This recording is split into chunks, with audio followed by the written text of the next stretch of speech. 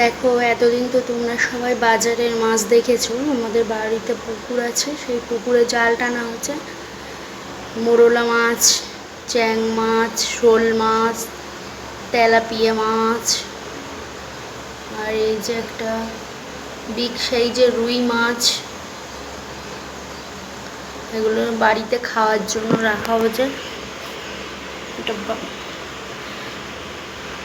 বাটা মাছ।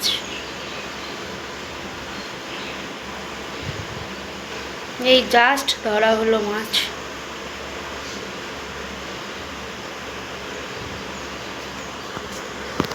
রুই মাছটা 1 কেজি 600 গ্রাম ওয়েট হয়েছে। শোল মাছটা খুবই ছোট, দুটো চ্যাং, আর এই যে সব মোরলা, তেলাপিয়া।